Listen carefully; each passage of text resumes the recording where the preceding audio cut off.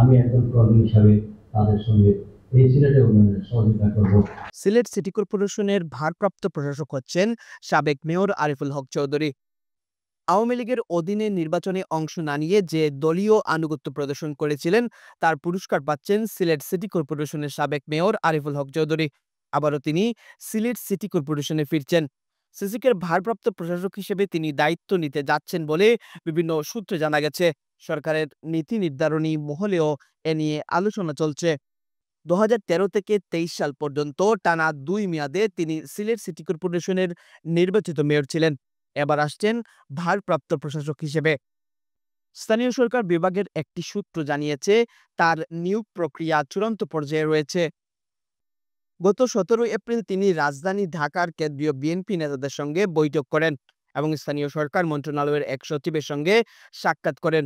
দলীয় সিদ্ধান্ত পাওয়ার পর তিনি প্রশাসনিক যোগাযোগ শুরু করেন। জানা যায়, বর্তমানে বিভিন্ন সিটিতে যেসব অতিরিক্ত দায়িত্বপ্রাপ্ত প্রশাসক রয়েছেন তারা কার্যকর ভারে দায়িত্ব পালনে হিমশিম খাচ্ছেন। ফলে কর্পোরেশনের কার্যক্রমে স্থবিরতা দেখা দিয়েছে। এই অবস্থায় আলাদা প্রশাসক নিয়োগের প্রক্রিয়া শুরু হয়েছে, যার আওতায় সিলেটও রয়েছে।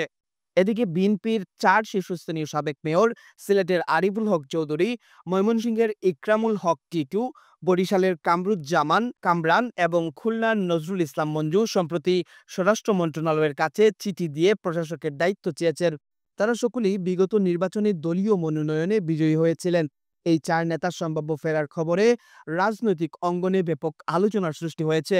স্থানীয় সরকার মন্ত্রণালয়ের সূত্র জানায়, মেয়াদোত্তীর্ণ কর্পোরেশনগুলোতে প্রশাসক নিয়োগের বিধান রয়েছে এবং সিলেট সহ ৪টি সিটিতে আলাদা প্রশাসক নিয়োগের সিদ্ধান্ত সরকারের উচ্চ পর্যায়ে পৌঁছেছে। বিষয়টি প্রধান উপদেষ্টাকে অবহিত করা হয়েছে। প্রধান উপদেষ্টা অনুমোদন দিলে নিয়োগ কার্যকর হবে। অপরদিকে আরিফুল হক চৌধুরী এক প্রতিক্রিয়ায় বলেন, আমি জনগণের ভোটে নির্বাচিত হয়েছি এবং মেয়াদ শেষে দায়িত্ব ছেড়েছি। এখন যদি সুযোগ আসে আমি আবারও জনগণের সেবা করতে প্রস্তুত।